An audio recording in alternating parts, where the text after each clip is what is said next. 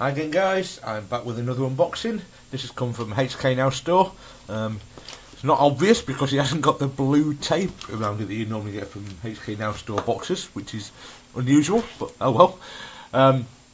As you can see, there's probably quite a few puzzles in this box, so what I'm going to do, I'm actually going to upload a video for each puzzle in the box, an unboxing and first thoughts, because some people don't seem to like the really long videos. I know that doesn't apply to all of you, but some people don't, so this way you get to see, everybody can get to see all the puzzles, and people don't have to sit through probably 20-30 minute video that this might turn into if I did it all the puzzles in one video. So I've had a few people say to me that they don't like them, so I'm trying to cater to what people want.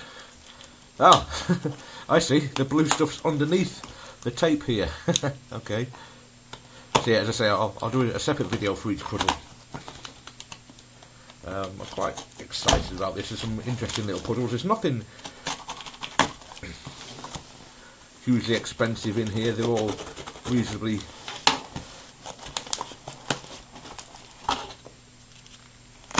small price puzzles, but yeah, I'm very much looking forward to getting them. Obviously, it's always great fun getting new puzzles. I love that I had 3 boxes to open this morning. Or arrived this morning, should I say. Okay then, so the first one out of the box is, let's just move that out of the way, is this one here. Let me just zoom this in a little bit. Okay then, so this is one of Calvin's constrained cube puzzles. I know these aren't that new really, they've been out for quite some time now. This is designed by TomZ, and you can see that it says ULT there, which obviously signifies that this is the ultimate version. You can see straight away, obviously that it's actually obvious by looking at this white face, because you can see the white face is locked, it doesn't turn at all, just by, you can see that through the packaging there.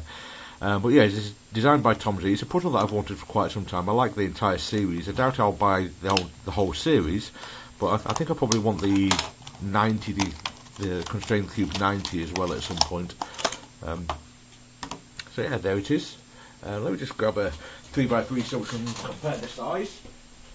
So here's my standard Diane Guhong. You can see the Constrained Cube is actually slightly smaller. That's why I wanted to grab that, because it felt like it was slightly smaller. You can see it is slightly a few millimetres, so it's nothing major, but yeah, it's slightly smaller puzzle.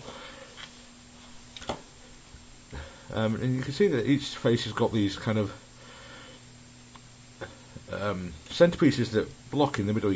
Let's turn this green face. You can see that this one turns 270 degrees. It starts there. You can see that it blocks it on the centerpiece there when it reaches there. You can turn it there, turn it to the other end, but again you can't go past that point. Now, some versions have faces like this, which is 90 degrees. So you can only turn 90 degrees that way and then back again. You can't do any other moves on that face at all. Some have the Constrained Cube 90 has all the faces doing this. The 180 has all the faces doing 180, etc. This Ultimate one has this one that does 90. This one, the blue face, does 270. The orange face only does 90. The green face does 270. The white face doesn't turn at all. As you can see, it's, as I said while it was in the box, it's blocked completely. You cannot turn this face at all. The white centre will not rotate. And then the yellow face turns freely. So I think this is a very interesting little puzzle. I've never solved it. I have played with one briefly that a friend of mine owns. I didn't solve it, but I didn't spend a lot of time with it either. Just ran out of time to play with it doing other things, but so I never got to actually solve it. So, but I wanted one. Like I say, I wanted one for quite some time. There's just so many puzzles out there that I do want as well, and I just never quite got around to this one. But yeah, obviously in this order, I finally got around to it. So yeah, I'm very much looking forward to playing with this. I don't think it's horrendously difficult, but it's certainly not going to be an easy puzzle to solve either. the 90-degree faces particularly are definitely going to play quite a big part of it. I mean, the white face isn't going to make things that difficult because you're just going to, I assume, solve that first, so it's on the bottom, and then most of your algorithms don't use the down face anyway, or none of your algorithms for solving a 3x3 use the down face anyway, so that shouldn't really introduce too much difficulty on the white face. The difficulty, I think, is going to come from the orange face and the red face that only do 90-degree turns. I think that's where the major part of the difficulty is going to come from. Because when I insert edge pieces, I do RU prime sort of things. So I've already done 3 R's in a row, and obviously I can't do any R's after the first one. So yeah, I'm very much looking forward to seeing what this is like to solve. So yeah, let's give it a scramble and then we'll see what it's like later. This turns really well, actually. It really does. It's excellent quality. It's just very obvious immediately that this is a really good quality puzzle. It's made very well. TomZ is obviously a genius when it comes to puzzle design anyway, and yeah, the mechanism of this is just really smooth. I mean, obviously it's no Diane's Ante, it's not a speed cube, but it actually feels really, really nice. I don't tend to do corner cutting on these puzzles to show what it's like generally, because it just doesn't interest me. It's not meant to be a speed cube. However, as I have mentioned numerous times before, I do want some corner cutting simply because that enables you to turn the puzzle without having to have everything exactly lined up. So let's just see exactly what it is. You can see there, I mean, it corner cuts quite well, especially considering the pieces aren't proportional. The edges are obviously a lot wider than the corner pieces are. Obviously that makes room for the mechanism inside, but yeah, I mean, you're never going to have any problems with that amount of corner cutting. And